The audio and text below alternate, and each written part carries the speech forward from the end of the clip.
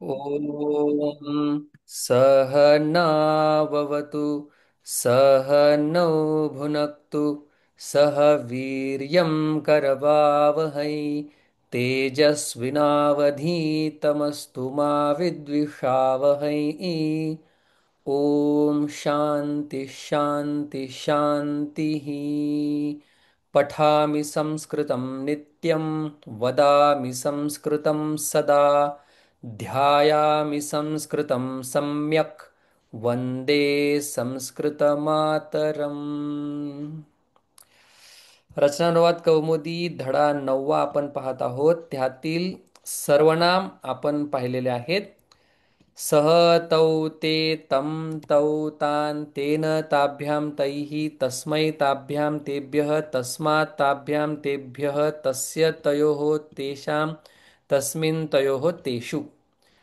मग आपण पाहिला सा ते ताः तां ते ताः तया ताभ्यां ताभिः तस्यै ताभ्यां ताभ्यः तस्याः ताभ्यां ताभ्यः तस्याः तयोः तासां तस्यां तयोः तासु. तसंच आपण पाहिला तत् ते तानी तत् ते तानी आणि त्यासारखे इतर आपण किम के कानी यत ये यानी सगळे सर्वनाम. मग आता या पाठामध्ये आपल्याला अजून एक शब्द पाहायचा आहे. शब्द आहे तो ऋकारांत, म्हणजे ज्याच्या शेवटी रू आहे. अकारांत ज्याच्या शेवटी अ आहे. उकारांत ज्याच्या शेवटी उ आहे. सकारांत ज्याच्या शेवटी स आहे. अशा प्रकारे शेवटचं अक्षर किंवा शेवटचं व्यंजन किंवा स्वर काय आहे त्याच्यावरून त्याचं नाव ठरतं. मग आता हा ऋकारांत शब्द आहे. बर, प्रत्येक शब्दाचा ॲड्रेस पत्ता सांगता यायला पाहिजे. तर हा ऋकारांत शब्द आहे पुल्लिंग. ऋकारांत आणि पुल्लिंग. मग ऋकारांत स्त्रीलिंग सुद्धा आहे का? ऋकारांत स्त्रीलिंग सुद्धा आहे, मातृ. म्हणून तो माता मातरौ मातरः असा चालतो. मग आता फक्त आपल्याला पुल्लिंग शब्द बघायचा आहे, तो पण पिता. मग त्याचं एक वचन आपण लिहिणार आहे, द्विवचन आपण लिहिणार आहे, बहुवचन आपण लिहिणार आहे. बघा, या पाठामध्ये महत्वाचं आहे म्हणून आपण पाहतोय. पिता पितरौ. आता इथून पुढे सगळे आपण अख्खे शब्द लिहिणार आहोत. पितरौ पितरः. पिता पितरौ पितरः. मग आता पिता आणि माता एकसारखा चालेल का? नाही चालणार, कारण की पिता काय आहे? पुल्लिंग शब्द आहे आणि माता काय आहे? स्त्रीलिंग शब्द आहे. मग थोडेच बदल आहेत. आधी पिता शब्द आपण शिकून घेऊया. पितरम. पितरौ आहे असंच. पितरौ आणि पितृण. तुम्ही जर 9वा अध्याय उघडला तर त्या 9व्या अध्यायामध्ये काय अं, हा शब्द येतो पिता पितृण शब्द. म्हणजे जे देवांची सेवा करतात ते देवांना जाऊन मिळतात. जे पितरांची सेवा करतात ते पितृलोकाला जाऊन मिळतात. जे भूताखेतांची पूजा करतात ते भूताखेतांना जाऊन मिळतात. आता हा ऱ्हस्व दीर्घ ती कसा काढायचा आहे? ओके, इथं दीर्घ रू आहे बरं का. आता तुम्हाला काढता येत नाही. श्लोक आहे, यान्ति देवव्रता देवान् पितॄन् यान्ति पितृव्रताः भूतानि यान्ति भूतेजा यान्ति मद्या जिनोपि माम. या ठिकाणी दीर्घ रू आहे, म्हणजे पितरांची सेवा करणारे, भक्ती करणारे पितरांना जाऊन मिळतात. पितॄन् दीर्घ आहे त्या ठिकाणी. पुढे बघा, पित्रा पितृभ्याम पितृभिः. बघा, भ्याम भीही हे सगळीकडे काय सारखेच येतात. भीही. पुढे पित्रे, कारण की या पाठामध्ये हा शब्द आपल्याला लागणार आहे. पितृभ्याम सारखंच. पितृभ्याम 3 ठिकाणी सारखंच येणार. पितृभ्यः. आता आपण मूळ तक्ता पाहिलेला आहे त्याच्यामुळे हे भ्यः 2 वेळा येणार, भीही तृतीय विभक्ती बहुवचन असणार, हे काय वेगळं सांगायची गरज आपल्याला नाहीये. बघा, नंतर होणार पितुहू. वाचायचं कसं हे पण तुम्हाला माहिती आहे. पितुहू. पुन्हा षष्टी सुद्धा सारखी, पितुहू. आणि पित्रोः. आणि पितृणाम. इथे पण दीर्घ आहे बरं का. हम्म, अरे बापरे. हम्म, एक मिनिट. हम्म. पितृणाम या ठिकाणी सुद्धा काय दीर्घ आहे. तर मला सापडत नाहीये पितृणाम. ओके. इथे णचा न का होतो त्याचा वेगळा नियम आहे, सध्या नको बघायला. आणि अ पितुः पित्रोः पितॄणां पितरी, पितरी पित्रोः. तुम्हाला त्यांनी हा शब्द पाठ करायला सांगितलं, पित्रोः पितृषु, पितृषु. आणि हे पितः. हम्म काय होतं हे. हम्म हे पितः असं वाढत नाही का बॉक्स.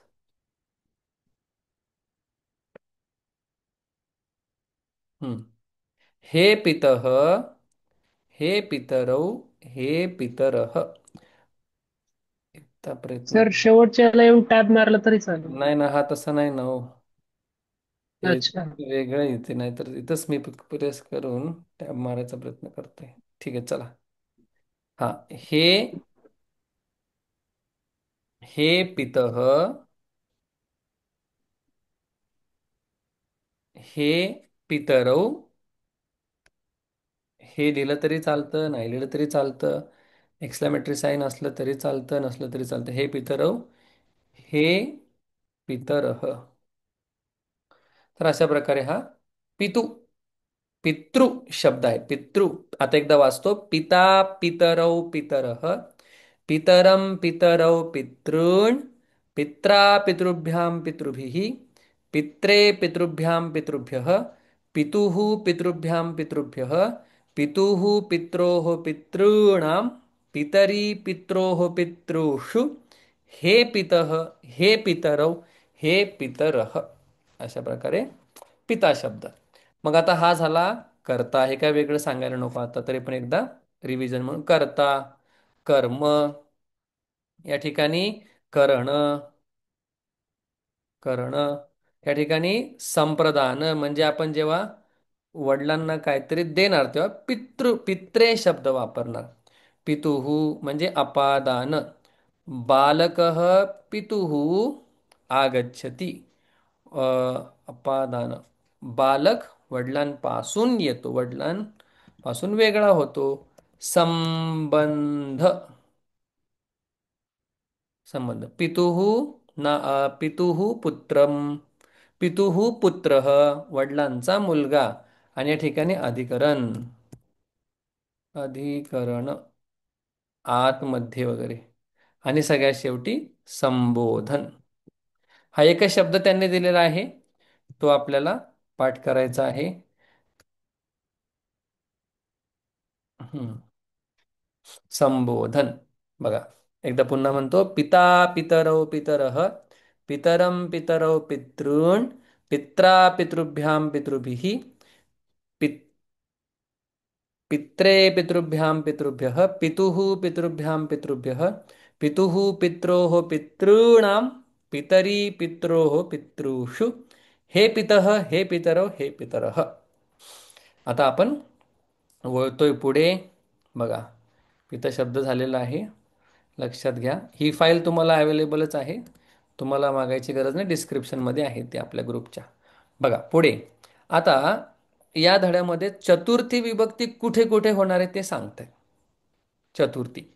मग सगळ्यात पहिला चतुर्थी विभक्तीचे काही धातू आपण समजून घेऊया. त्यातला एक आपल्याला माहितीच आहे, दा.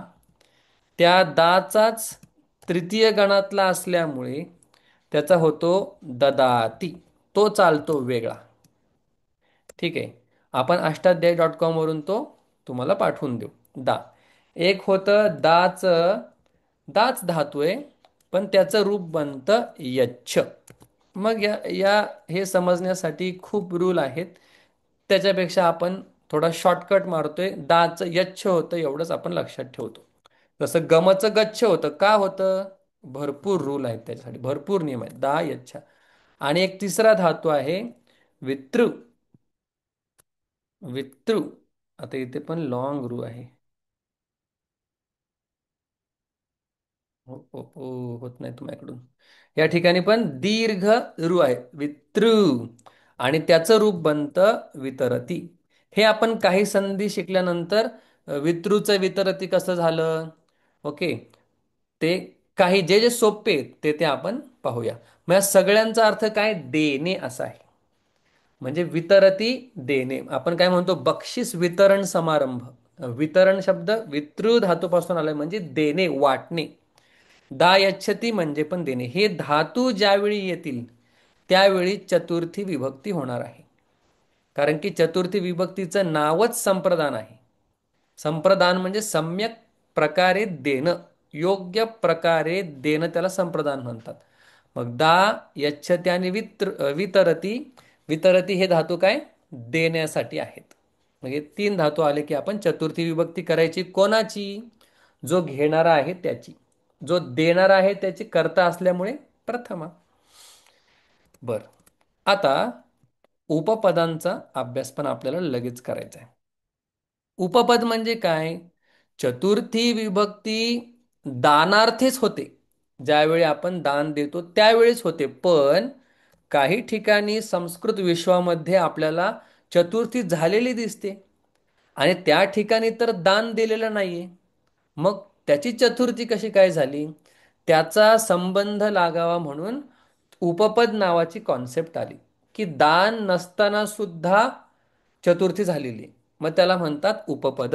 मग आता या धड्यामध्ये चतुर्थी उपपद शब्द आहेत. अतिशय छान छान शब्द आहेत. सगळ्यात पहिला आपल्याला नेहमी उपयोगात पडणारा नमः. आणि हे सगळे काय आहेत, अव्यय आहेत. नमः, नमो, नमः असं नाही चालत. ते नमः म्हणजे नमस्कार करणे. नमस्कार करणे. बघा, म्हणजे हा नम शब्द आल्यानंतर कुठली विभक्ती होणार आहे, चतुर्थी. म्हणून आपण काय म्हणतो, श्री गणेशाय नमः. मग गणेशाय काय, गणेशाला काय देतोय का आपण, नाही. पण नम आल्यामुळे झाली चतुर्थी. श्री सरस्वत्यै नमः. श्री गुरुभ्यो नमः. शिवाय नमः. ओम नमः शिवाय. ओम नमो नारायणाय. जिथे जिथे नमः, चतुर्थी विभक्ती. ओके. नमः. पुढे आहे स्वस्ती. स्वस्ती म्हणजे काय, आशीर्वाद देणे. स्वस्ती म्हणजे काय, आशीर्वाद देणे. मग हे ज्या ज्या ठिकाणी स्वस्ती शब्द येईल त्याचा अर्थ होतो आशीर्वाद, त्या ठिकाणी चतुर्थी विभक्ती होईल. जसं बालकाय स्वस्ती. किंवा आपण साधक म्हणूया, जो साधना करतो त्याचं कल्याण हो, साधकाय स्वस्ती. तुम्ही सगळे मराठी आहात. ज्ञानेश्वर महाराजांनी स्वस्ती शब्दाने काय चांगदेव 65 चालू केलेली आहे. स्वस्ती श्री वटेषु, जो लपोनी जगदा भासू, दावी मग ग्रासू, प्रगटला करी, प्रगटे तव तव लपे. काय शब्द आहेत, फक्त 65 ओव्या आहेत. मोठ्यातल्या मोठ्या तत्वज्ञानाला हलवून टाकतील. साधकाय. मंगलाष्टकात जे म्हणतात स्वस्ती श्री गणनायकम, ते हेच का स्वस्ती? ते मराठी वर्षन आहे त्याचं ते. मग स्वस्ती शब्द आपण अच्छा. मराठीत सुद्धा वापरला आहे असाच. पण मग तिथं चतुर्थी वगैरे असं आपण काय केलं नाही. पण ते जे स्वस्ती श्री गणनायकम गजमुखम, ते पूर्ण संस्कृत आहे का नाही बघायला लागेल. आयडिया नाही त्याची. पण स्वस्ती बरोबर चतुर्थी विभक्ती येते. दिस इज फॉर शुअर. पुढे आहे स्वाहा. ज्या ज्या वेळेला यज्ञ होतो, स्वाहा म्हणजे काय, आहुती. आणि ती पण कोणाला, देवतांना दिलेली आहुती. बघा, देवता जरासं मोठं करतो म्हणजे लक्षात येईल अजून. हम्म. अरे. देवतांना दिलेली आहुती. मग देवतांना आहुती वेगळी, पितरांना वेगळी, वेगवेगळं असतं. जास्त मला माहित नाही, कारण की आता कोण आहुती देते. देवतांना आहुती म्हणजे काय, आपण काहीतरी अर्पण करतो अग्नीमध्ये. जसं संविधा अर्पण करतो, म्हणजे ठराविक झाडांच्याच त्या लाकडं, तीच आपण अग्नीमध्ये टाकतो. ती टाकण्याआधी त्याला पवित्र करतो, मंत्र म्हणतो. आणि अग्नी पेटवताना पण मंत्र म्हणतो. अग्नी असा माचीसची काडी पेटवून आपण लावत नाही. अग्नी जनरेट पेटवण्यासाठी सुद्धा दोन अग्नींचं घर्षण करतो, मग तो अग्नी प्रज्वलित होतो. तो अग्नी सुद्धा दिव्य असतो. मग तो अग्नी त्या शेणाच्या काय गवऱ्या असतात त्यांमध्ये आपण तो टाकतो आणि मग तो पेटतो. आता तसं काय नाही, डायरेक्ट माचीसची काडी आणि जी लाकडं भेटतील. कारण की वेळ बदलला, सगळ्या क्रिया प्रक्रिया बदलल्या आहेत. जेव्हा आपण देवतांना आहुती देतो, आहुती म्हणजे आपण अग्नीत काहीतरी अर्पण करतो. हं. त्याला म्हणतात, त्यावेळी आपण म्हणतो स्वाहा. जसं बऱ्याच वेळा आपण ऐकलेलं असतं, इंद्राय स्वाहा इदम न मम. हे माझं नाही, इंद्राय स्वाहा. जसं महाभारतामध्ये याला कळालं की परीक्षित राजाला तक्षकाने मारलं. मग त्याचा मुलगा जन्मेजय. मग जन्मेजयने काय केलं, सर्पांची आहुती द्यायला सुरुवात केली. एकेका सर्पाचं नाव घ्यायचा तो आणि आहुती द्यायचा. मग त्या आहुतीत एवढी ताकद असते की ज्याचं नाव घेतलंय तो येऊन डायरेक्ट अग्नीत पडायचा. मग तक्षकाय स्वाहा असं म्हटल्यानंतर तक्षक सुद्धा पडायला जाणारच, पण अनेक प्रक्रियामध्ये झाल्या आणि तो यज्ञ काहीतरी थांबवण्यात आला. ओके. हम्म. स्वाहा आणि स्वधा. स्वधा म्हणजे काय? स्वधा म्हणजे पितरांना आहुती देतो तेव्हा. म्हणजे देवतांना देताना स्वाहा म्हणायचं. स्वधा म्हणत असताना त्याचा अर्थ सुद्धा काय, आहुतीच आहे, पण ती पितरांना आहुती आहे. मग कसं म्हणणार? म्हणजे वडिलांचं नाव घेऊन पण आहुती देऊ शकता, म्हणजे जे गेलेले आहेत, आजोबा वगैरे किंवा पितर. पितृपक्ष आत्ताच झाला वाटतं मागे. असू द्या.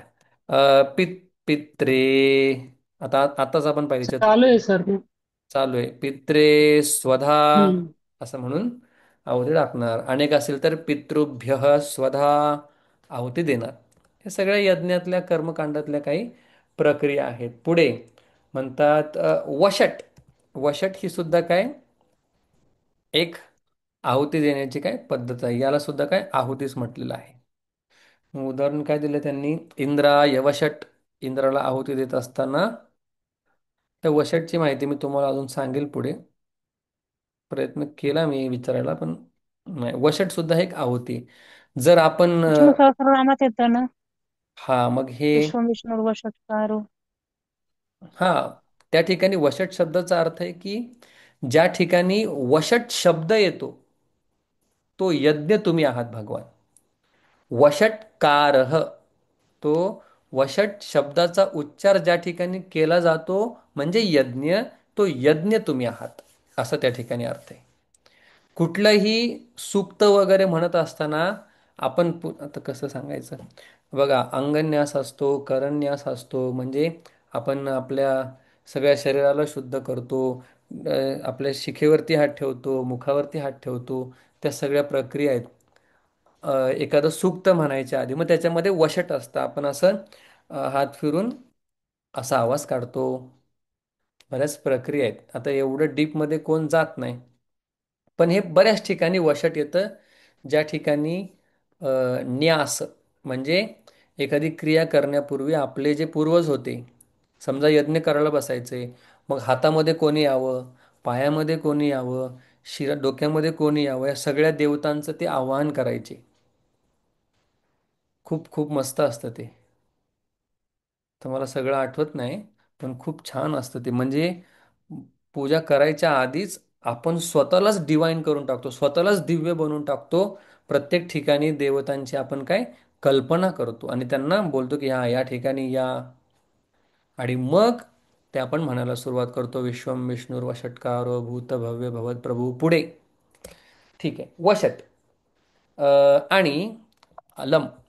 अलम हा जो शब्द आहे तो अलम. अ, अलम या ठिकाणी अर्थ तोच आहे, फक्त पॉझिटिव्ह या दृष्टीने आहे. असा थोडासा भेद केला जातो. म्हणजे बघा, रामाय, रामासाठी नाही, रावणाय रामः अलम. आता या ठिकाणी नको नको अशा पद्धतीने आपण बोलतोय का? नाही. रामाय रावणाय रामः अलम. म्हणजे पुरेसं आहे, पर्याप्त आहे. या ठिकाणी आपण लिहूया पर्याप्त.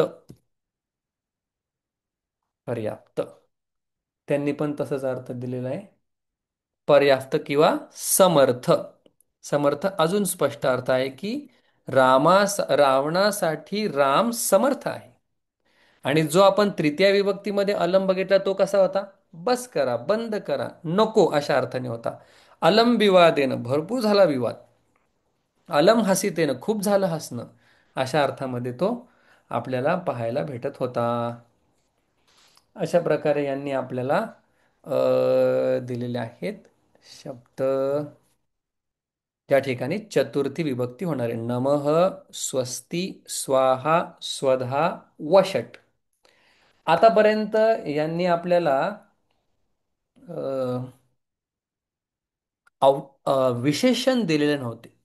पण या पाठामध्ये विशेषण आहेत. मग त्या विशेषणाविषयी एक छोटासा नियम आपण पाहूया. इथपर्यंत सगळं क्लिअर आहे. आपण धातू पाहिले आणि धातूनंतर काही चतुर्थी विभक्ती होणारे शब्द आणि पिता शब्द पाहिला. आता बघा, काय म्हटलं मी? हा, विशेषण. आतापर्यंत त्यांनी घ आपल्याला दिलंच नव्हतं. आता त्यांनी घ द्यायला सुरुवात केली. विशेषण म्हणजे काय? तर विशेषण म्हणजे एखाद्या नामाविषयी, संज्ञेविषयी जो विशेष माहिती सांगतो त्याला विशेषण असं म्हणतात. विशेषण त्याला इंग्लिशमध्ये ॲडजेक्टिव्ह असं म्हणतात. Describing word. म्हणजे एखाद्या गोष्टीला विशेष रूपाने सांगतो. जसं भारत, महान भारत. महान हे काय झालं? त्या भारताचं विशेषण. संस्कृती संपन्न भारत. संस्कार संपन्न मुलगा. पांढरा मुलगा, काळा मुलगा, हुशार मुलगा, मुलगा, आळशी. हे सगळे काय आहेत? विशेषण आहेत. एक मुलगा, दोन मुलं, तीन मुलं. हे सगळे काय? विशेषण आहेत. मग काय बघा, अ, एक असतं विशेषण आणि एक असतं विशेष. एक दोन उदाहरणं लिहितो बघा, मग तुम्हाला अजून कळेल. विशेष. मग विशेषण म्हणजे काय? आपण त्याला म्हणूया नाम. आणि विशेषण म्हणजे काय? ज्याचं वर्णन करणारा शब्द. ठीक आहे, विशेषणाला आता असं वेगळं काय नाही. वर्णन, विशेषण, विशेषण, पण ह्या ठिकाणी नाम. मग आता काय असतं? विशेषाची, ऐका, लक्ष द्या. विशेषाची जी विभक्ती, माहित नाही पूर्वी सांगितले का नाही, जे वचन आणि जे तेच विशेषणाचं. लिंग. हा, ऐका. जे लिंग तेच विशेषणाचं असतं. उदाहरणार्थ बघा, त्यांनी आपल्याला दोन दिलेले, त्यातला आपण एक घेऊया. समर्थ. मग आता बघा, समर्थ गुरु. समर्थ गुरु. देन बघा, समर्था. समर्था भार्या. सर समर्थ हे पत्नी. सरमत होय, सरमत आहे सर. अयो, सॉरी सॉरी सॉरी. समर्थ गुरुहु. बघा, समर्थ गुरुहु पुल्लिंग असल्यामुळे काय झालं? समर्थ पुल्लिंग झालं. आणि अ, स भार्या स्त्रीलिंग असल्यामुळे काय झालं? समर्थ समर्था झालं. ते का झालं? टाप प्रत्यय आहे. सध्या नको त्याकडे जायला. बघा, आणि समर्थम. समर्थम. समर्थम मित्रम. किंवा समर्थम राज्यम म्हणूया, सोपं. मित्रम कन्फ्युजन होऊन जातं. राज्यम. ठीक आहे. मग आता गुरुहू, भार्या, राज्यम हे सगळे काय आहेत? एक वचन आहेत. म्हणून याचं सुद्धा काय झालं? समर्थ, समर्था, समर्थम. कशासारखं? समर्थ झाला रामसारखा, चालणार रामसारखा. हे चालणार सीतासारखं. आणि समर्थम चालणार वनम सारखं. हा, म्हणून. बघा, समर्थ शब्द कशासारखा चालणार? राम सारखा. का चालणार? राम. कारण की जसा पुल्लिंग शब्द असेल तसा तो चालणार. जसं विशेष्य असेल तसं तो चालणार. अजून थोडंसं आपण पुढे जाऊया बघा. समजा आता मी द्वितीय विभक्ती वापरतो बघा. द्वितीय विभक्ती काय होते? गुरुम. बरोबर. गुरुहु गुरु गुरवः गुरुम. गुरुम. मग इथे काय होणार? समर्थम गुरुम. कारण की मग समर्थ शब्द सुद्धा आपल्याला कसा चालवायचा आहे? राम सारखाच. बघा म्हणून मी इथे काय लिहिलं? समर्थच्या पुढे राम लिहिलं. का लिहिलं? समर्थ शब्द राम सारखा चालवायचा आहे. समर्थ हा शब्द कसासारखा चालवायचा आहे? सीतेसारखा. आणि समर्थम वणम सारखा. मग गुरुम द्वितीय विभक्ती म्हणून काय झालं? समर्थम. का? जे लिंग, जे वचन आणि जी विभक्ती तीच विशेषणाची होणार. समर्थम. आता बघा, सीताम, भार्याम. कळलं नाही तर विचारा. भार्याम हे काय झालं? भार्या शब्दाचं द्वितीय विभक्ती एक वचन. भार्या, भार्ये, भार्याः. भार्याम, भार्ये, भार्याः, भार्याम. मग या ठिकाणी काय होईल? आता बोला थोडंसं.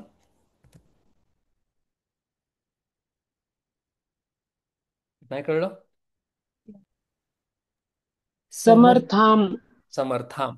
का? समर्थाम. तर सीता शब्द आपण समर्थाम. चालवायचा. का चालवायचा? अहो, भार्या हम्म. स्त्रीलिंगामध्ये आहे. मग आपल्याला माहित असलेला स्त्रीलिंग हम्म. शब्द सीता. आणि या ठिकाणी सीता. समर्थम राज्यम हे आहे असंच येणार. कारण की त्याचं द्वितीय आहे विभक्ती सुद्धा काय आहे? सारखंच आहे. आहे तशीच आहे सारखं. मग असं तृतीया, चतुर्थी, पंचमी, षष्ठी, सप्तमी. आता मी एक सप्तमीचं वाक्य लिहितो. अ, समर्थे आणि राम शब्द घेतो सोपा. समर्थे, समर्थे रामे. म्हणजे राम जो समर्थ आहे त्याच्यामध्ये. समर्थे रामे गुणाः संती. समर्थ रामामध्ये भरपूर गुण आहेत. समर्थे. बघा, सीतायाम सप्तमी विभक्ती तुमच्या नसेल लक्षात, पण सीतायाम. तर मग समर्थायाम. का? जसा याम. सीता शब्द समर्थाय. समर्थायाम. आणि पुन्हा एकदा राज्ये, राज्ये समर्थेच. कारण की समर्थे. स्त्रीलिंग नपुंसकलिंग सारखाच चालतो पुल्लिंगासारख्या तृतीयानंतर. सारखाच. मग त्यांनी अजून एक समर्थासाठी आपल्याला शब्द दिलेला आहे, शक्तः. बस. म्हणजे हा, जसा समर्थ शब्द आहे तसा त्यांनी अजून एक शब्द दिलेला आहे, शक्त. शक्तचा अर्थ काय? समर्थच. मग तुम्ही समर्थ वापरा किंवा शक्त वापरा, दोघांचा शक्त. दोघांचा अर्थ एकच. समर्थ. दोघांचा अर्थ काय? मराठी सोपा असल्यामुळे समर्थ.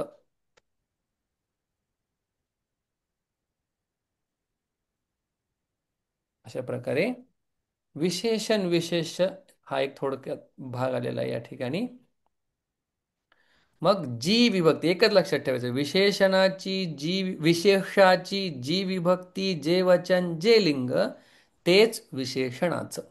अजून काही विशेषणाचे आपण उदाहरणं पाहूया आणि अजून थोडंसं समजून घेऊया. आणि याच्यामध्ये काय जर डाऊट असेल तर तुम्ही विचारा आणि थोड्या वेळाने लगेच जॉईन करा.